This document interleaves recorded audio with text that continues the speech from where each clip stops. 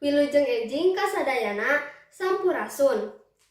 Langkung ti payun hayu urang sami-sami panjatkeun puji sinaran syukur ka Gusti Nu Maha Agung. Rerencangan sareng ibu guru anu dipika hormat, dina kasempatan ieu simkuring bade bedarkeun diantara ngeunaan pentingna ngajaga rasa kakulawargaan.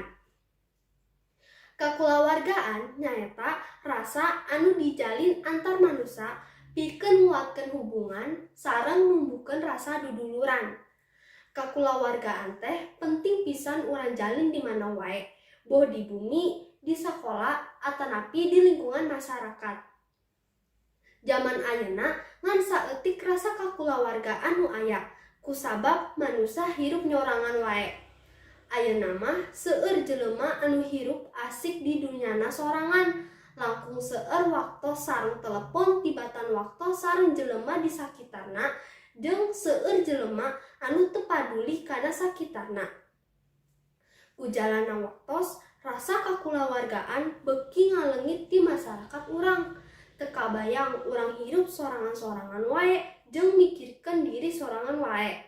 Sedengkeun semboyan nagara urang nyaeta Bhinneka Tunggal Ika nu hartina sanaos benten tapi tetep hiji. Kumaha lamun warga nagarana teu nyatu? Ku kituna hayu urang ngajaga rasa kakulawargaan di sakitar. Salah sahijina nyaeta ngahargaan masyarakat nu aya di sakitar urang. Aya paribasa nu eusina kudu silih asah, silih asih, jeung silih asuh. Anu hartina hirup bakalan rukun, tentrem, sareng teu aya masalah dina masyarakat lamun urang hirup silih asah, silih asih, jeung silih asuh.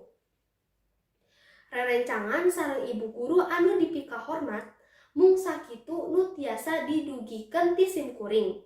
Mugia tiasa jadi mangpaat pikeun urang sadaya.